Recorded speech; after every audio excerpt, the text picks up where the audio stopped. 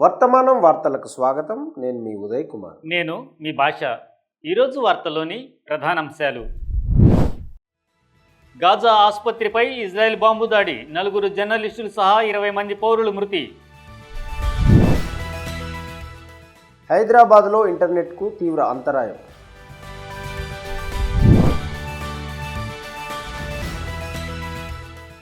తెలంగాణలో యూరియా కొరత, తీవ్ర ఆగ్రహం వ్యక్తం చేస్తున్న రైతులు.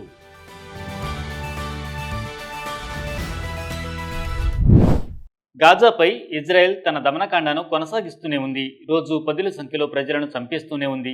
తాజాగా అక్కడి ఆసుపత్రి సముదాయంపై ఇజ్రాయెల్ జరిపిన వైమానిక దాడిలో కనీసం 20 మంది మరణించారు. వీరిలో 4 జర్నలిస్టులు, అంబులెన్స్, సివిల్ డిఫెన్స్ సిబ్బంది కూడా ఉన్నారు. పేలుడు ధాటికి భవనం కుప్పకూలింది.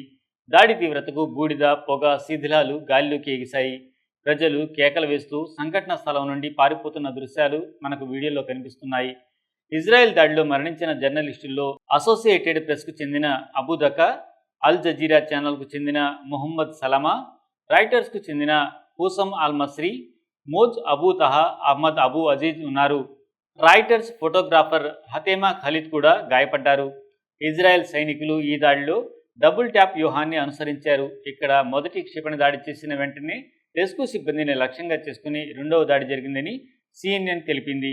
ఇజ్రాయెల్ ప్రధానమంత్రి బెంజమిన్ నెతన్యాహు దీనిని విషాదకరమైన దుర్ఘటనగా అభివర్ణించారు. గాజాలోని నాజర్ ఆసుపత్రిలో జరిగిన విషాద దుర్ఘటన పట్ల ఇజ్రాయెల్ తీవ్ర విచారం వ్యక్తం చేస్తుంది.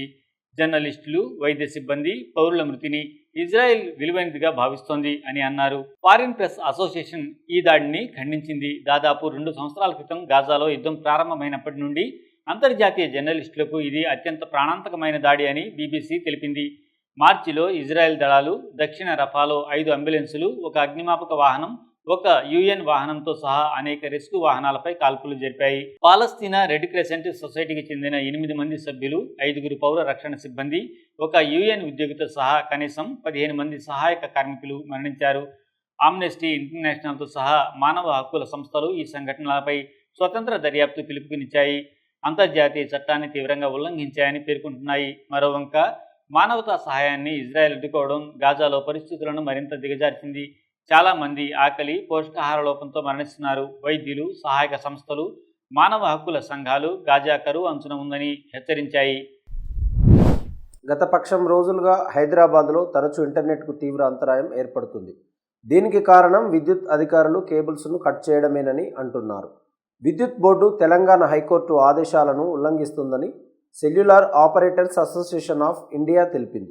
నగరంలో కరెంట్ షాక్ కారణంగా మరణాలు సంభవించిన తర్వాత విద్యుత్ శాఖ అధికారులు నగరం అంతటా కరెంటు స్తంభాలకు ఉన్న వైర్లను కత్తిరించడం ప్రారంభించారు.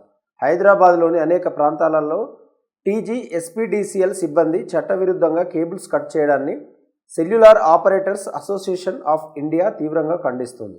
దీనికి సంబంధించి తెలంగాణ హైకోర్టు ఆగస్టు 22 నాటి తీర్పును ధిక్కరిస్తూ ఈ చర్యలు కొనసాగుతున్నాయని ఆ సంస్థ ఆరోపించింది. అటువంటి విధ్వంసక చర్యలను కోర్టు స్పష్టంగా నిరోధించింది. టెలికాం కేబుల్ను తెంపడం వల్ల ఇంటర్నెట్ సేవలు విస్తృతంగా అంతరాయం కలుగుతుంది. గత కొన్ని రోజులుగా పరిస్థితి మరింత దిగజారింది. పట్టణ, గ్రామీణ ప్రాంతాలలో కీలకమైన కనెక్టివిటీని ప్రభావితం చేస్తుందని COAI తెలిపింది. ఈ విషయంపై ఆగస్టు 25న హైకోర్టు తన మధ్యంతర ఉత్తర్వులను పొడిగించింది. ఆప్టికల్ ఫైబర్ కేబుళ్లను కత్తిరించవద్దని TGSPDCLను కోరినప్పటికీ ఆ ఉత్తర్వు స్పష్టంగా ఉల్లంఘిస్తున్నారని ఆ సంస్థ పేర్కొంది.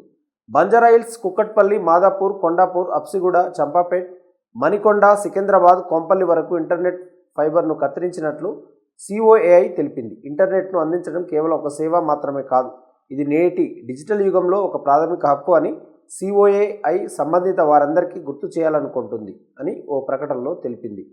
ఈ ఉల్లంఘనలకు బాధ్యులైన వారిని చట్ట ప్రకారం జవాబుదారీగా ఉంచాలని సంబంధిత అధికారులు జోక్యం చేసుకుని హైకోర్టు ఆదేశాలు అమలు చేయడం తప్పనిసరని పేర్కొంటూ కేబుల్ ఆపరేటర్ల సంస్థ తెలంగాణ ప్రభుత్వానికి విజ్ఞప్తి చేసింది. ఆగస్టు 19న తెలంగాణ ఉప ముఖ్యమంత్రి బట్టి విక్రమార్క మతపరమైన ఊరేగింపుల సందర్భంగా కరెంటు షాక్ కారణంగా కనీసం 8 మంది మరణించిన నేపథ్యంలో యుద్ధ ప్రాతిపదికన విద్యుత్ స్తంభాలపై ఉన్న కేబుల్ వైర్లను తొలగించాలని ఆదేశించారు.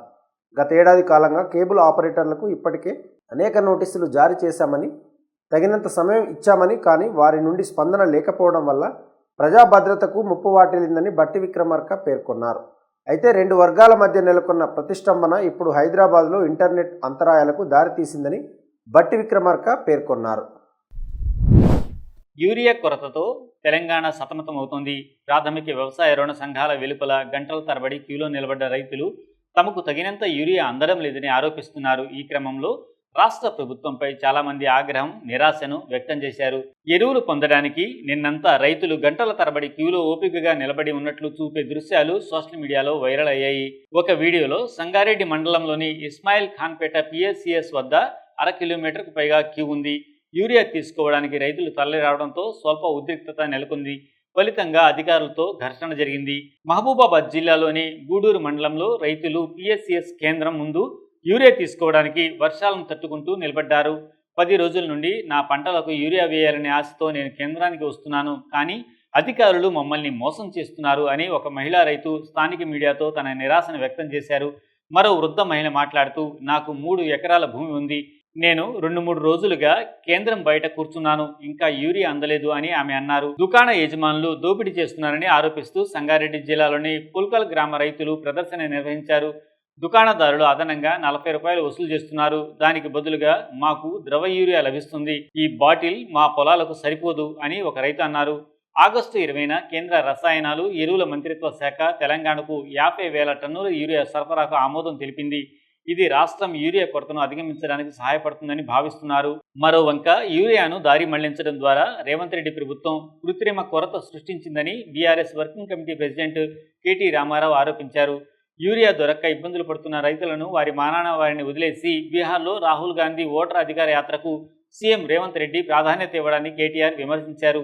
కాగా యూరియా కొరతకు గల కారణాలను వివరిస్తూ వ్యవసాయ మంత్రి తుమ్మల నాగేశ్వరరావు రైతులకు బహిరంగ లేఖ రాశారు. ప్రతిపక్షాలు ఈ సమస్యను రాజకీయం చేస్తున్నాయని, తప్పుడు ప్రచారాన్ని వ్యాప్తి చేస్తున్నాయని విమర్శించారు. యూరియా కొరతకు కారణాలు దిగుమతుల అంతరాయాలు, దేశీయ ఉత్పత్తి సమస్యల కారణంగా ఉన్నాయి అని ఆయన అన్నారు. కొనసాగుతున్న రష్యా ఉక్రెయిన్ యుద్ధం, ఇరాన్ ఇజ్రాయెల్ వివాదం, ఎర్ర సముద్రంలో షిప్పింగ్ అంతరాయాల కారణంగా కేటాయించిన స్టాక్లో ఎక్కువ భాగం రాలేదని మంత్రి పేర్కొన్నారు. వాస్తవ వార్తలకు ప్రమాణం టీవీ వర్తమానం. ఈ వార్తలు ఇంతటితో సమాప్తం. మరిన్ని విశేషాలతో మళ్ళీ కలుద్దాం. నమస్కారం. సబ్స్క్రైబ్ చేయండి, లైక్ చేయండి, షేర్ చేయండి, కామెంట్ చేయండి. వర్తమానాన్ని ప్రజల్లోకి తీసుకెళ్ళండి. ధన్యవాదాలు. Thank you.